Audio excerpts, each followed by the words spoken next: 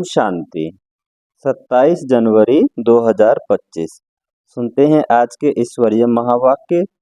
मुरली का सार है, मीठे बच्चे, तुम्हारी जब कर्मातीत अवस्था होगी तब विष्णुपुरी में जाएंगे। पास विद ऑनर होने वाले बच्चे ही कर्मातीत बनते हैं। मीठे बच्चे, तुम्हारी जब कर्मातीत अवस्था होगी तब विष्णुपुरी में जाएंगे। पास विद ऑनर होने वाले बच्चे ही कर्मातीत बनते हैं। आज के मुरली का प्रश्न है, तुम बच्चों पर दोनों बाप कौन सी मेहनत करते हैं? तुम बच्चों पर दोनों बाप कौन सी मेहनत करते हैं? इसका उत्तर है, बाबा ने कहा, बच्चे स्वर्ग के लायक बने, सर्वगुण संपन्न, 16 कला संपूर्ण बनने की मेहनत बाप दादा दोनों करते हैं। यह जैसे तुम्हें डबल इंजन मिली है, ऐसी वंडरफुल पढ़ाई पढ़ते हैं जिससे तुम 21 जन्म की बादशाही पा लेते हो। आज की मुरली का गीत है, बचपन के दिन भुला न देना, आज हंसे कल रुला न देना। ओम शांति। मीठे मीठे सिकीलदे बच्चों ने गीत सुना। ड्रामा प्लान अनुसार ऐसे ऐसे गीत सेलेक्ट किए हुए हैं। मनुष्य चक्रित होते हैं कि यह क्या नाटक है। रिकॉर्ड पर वाणी चलाते हैं। यह फिर किस प्रकार का ज्ञान है? शास्त्र वेद उपनिषद आदि छोड़ दिए हैं, अब रिकॉर्ड के ऊपर वाणी चलती है। यह भी तुम बच्चों की बुद्धि में है कि हम बेहद के बाप के बने हैं, जिससे अतीन्द्रिय सुख मिलता है। ऐसे बाप को भूलना नहीं है। बाप की याद से ही जन्म जन्मांतर के पाप दग्ध होते हैं। ऐसे न, बाबा ने कहा, ऐसे न हो जो याद को छोड़ दो और पाप कर रहे बाबा पाप रह जाएं। बाबा ने कहा कि ऐसे न हो जो याद को छोड़ दो और पाप रह जाएं, फिर पद भी कम हो जाएगा। ऐसे बाप को अच्छी रीति याद करने का पुरुषार्थ करना चाहिए। जैसे सगाई होती है तो फिर एक दो को याद करते हैं। तुम्हारे भी सगाई हुई है। फिर जब तुम कर्मातीत अवस्था को पाते हो तब विष्णुपुरी में जाएंगे। अभी शिव बाबा भी है, प्रजापिता ब्रह्मा बाबा भी है। 2 इंजन मिली है, एक निराकारी दूसरा साकारी। दोनों ही मेहनत करते हैं कि बच्चे स्वर्ग के लायक बन जाएं। सर्वगुण संपन्न, 16 कला संपूर्ण बनना ही है। यहाँ इम्तिहान पास करना है। यह बातें कोई शास्त्र में नहीं है। यह पढ़ाई बड़ी वंडरफुल है, भविष्य 21 जन्मों के लिए। और पढ़ाई होती है मृत्यु लोक के लिए। यह पढ़ाई है अमर लोक के लिए। उसके लिए पढ़ना तो यहाँ है ना। जब तक आत्मा पवित्र ना बने तब तक सतयुग में जा न सके। इसलिए बाप संगम पर ही आते हैं। इसको ही पुरुषोत्तम कल्याणकारी युग कहा जाता है, जबकि तुम कौड़ी से हीरे जैसा बनते हो। इसलिए श्रीमत पर चलते रहो। श्री श्री शिव बाबा को ही कहा जाता है। बाबा ने कहा, श्रेष्ठ से श्रेष्ठ शिव बाबा को ही कहा जाता है। माला का अर्थ भी बच्चों को समझाया है। ऊपर में फूल है शिव बाबा, फिर है युगल मेरू, प्रवृत्ति मार्ग है ना।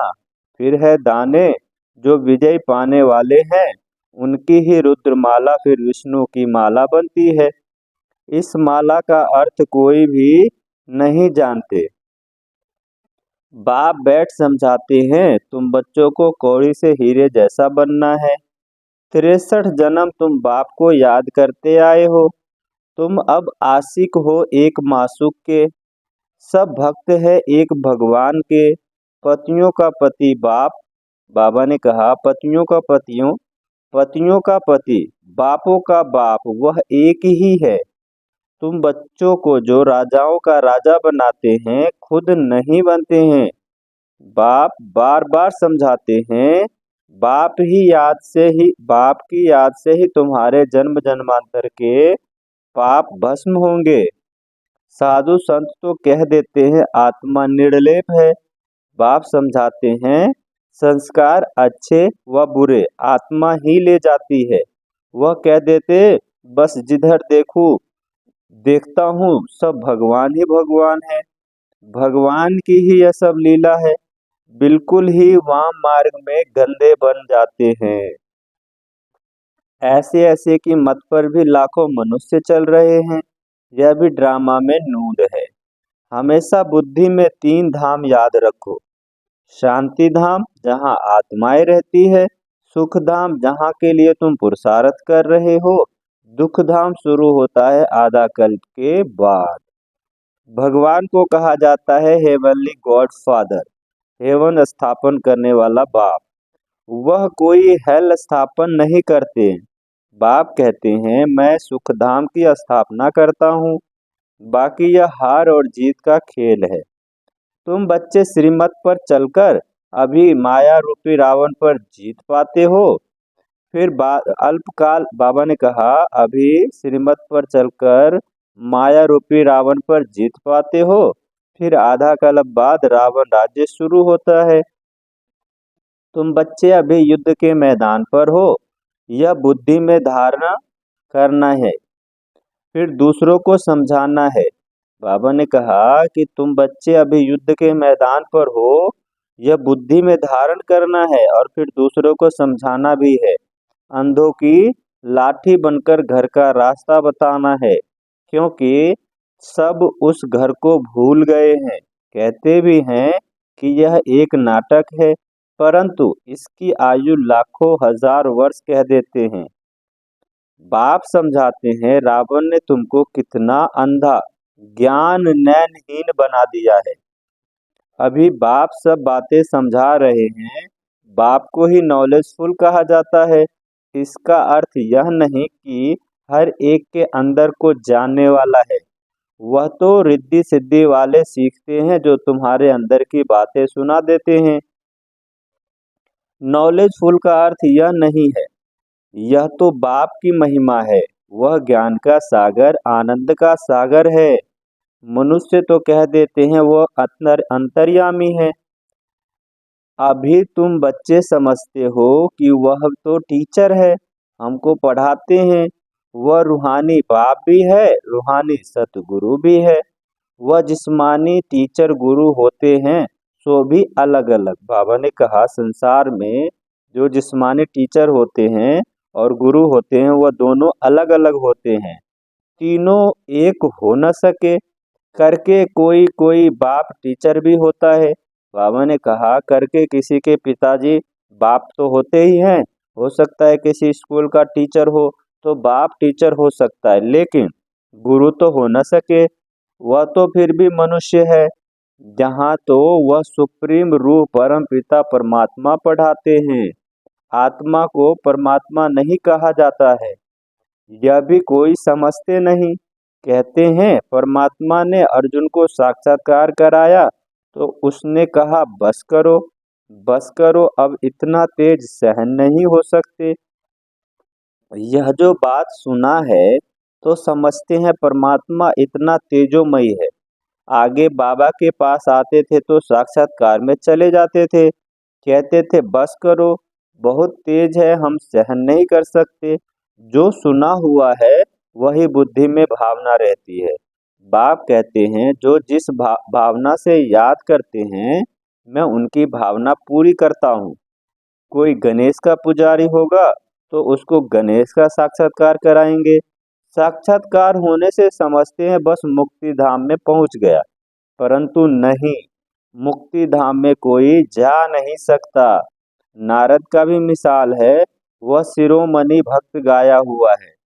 नारद के लिए कहते हैं कि भक्तों में सबसे श्रेष्ठ भक्त नारद थे। उसने पूछा हम लक्ष्मी को वर सकते हैं, तो कहा अपनी शकल तो देखो। भक्त माला भी होती है, फीमेल्स में मीरा और मेल्स में नारद मुख्य गाए हुए हैं। यहाँ फिर ज्ञान में मुख्य शिरोमणि है सरस्वती, नंबर वार तो होते ही है ना। बाप समझाते हैं, माया से बड़ा खबरदार रहना है। माया ऐसा उल्टा काम करा लेगी, फिर अंत में बहुत रोना पछताना पड़ेगा। भगवान आया हुआ है और वर्षा ले सके। बाबा ने कहा भगवान आया हुआ है और हम वर्षा ले सके, फिर प्रजा में भी दास दासी जाकर बनेंगे। पीछे पढ़ाई तो पूरी हो जाती है, फिर बहुत पछताना पड़ता है। इसलिए बाप पहले से ही समझा देते हैं कि फिर पछताना ना पड़े।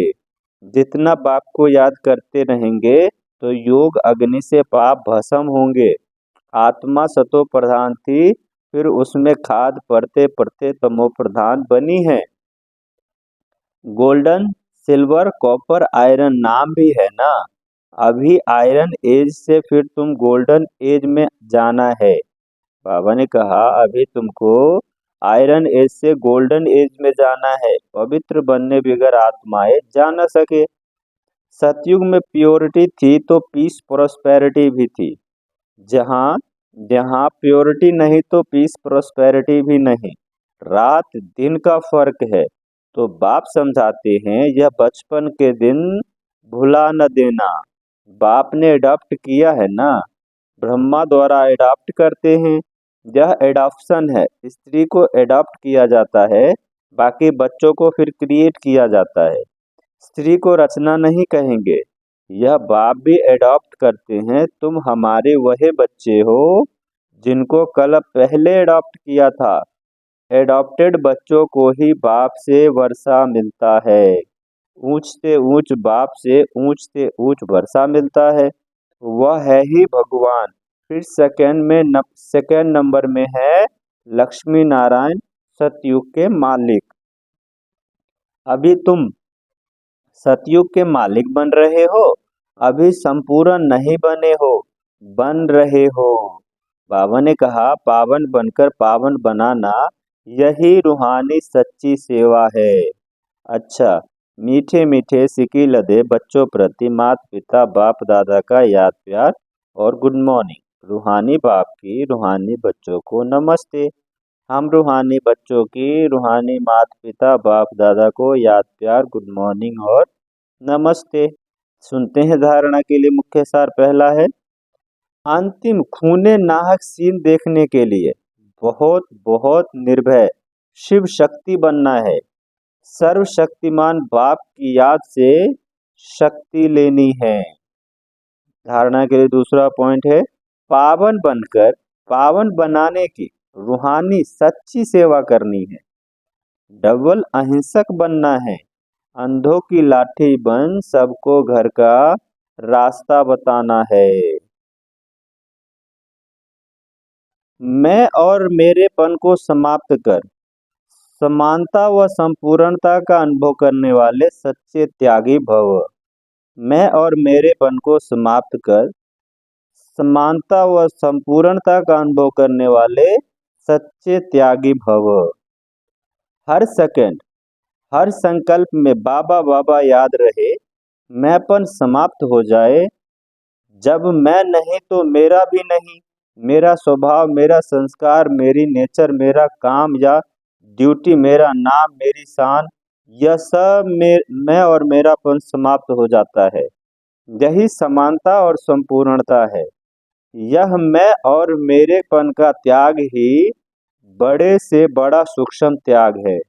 इस मैंपन में अक्ष को अश्वमेध यज्ञ में अश्वमेघ यज्ञ में बाबा ने कहा अश्व को मैंपन रूपी अश्व को अश्वमेघ यज्ञ में स्वाहा करो, तब अंतिम आहुति पड़ेगी और विजय के नगारे बजेंगे। आज की मुरली का स्लोगन है हाँ जी कर सहयोग का हाथ बढ़ाना अर्थात दुआएं। बाबा ने कहा हाँ जी कर सहयोग का हाथ बढ़ाना अर्थात दुआओं की मालाएं पहनना। आज 27 जनवरी है। ब्रह्मा बाप समान बनने के लिए 27वीं पॉइंट है अपनी शक्तिशाली मनसा द्वारा सकाश देने की सेवा करो। मनसा द्वारा सकाश तब दे सकेंगे जब निरंतर एक रस स्थिति में स्थित होने का अभ्यास होगा।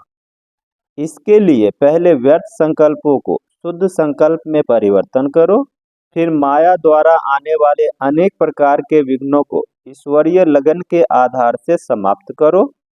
एक बाप दूसरा न कोई, इस पाठ द्वारा एकाग्रता की शक्ति बढ़ाओ। अच्छा, ओम शांति।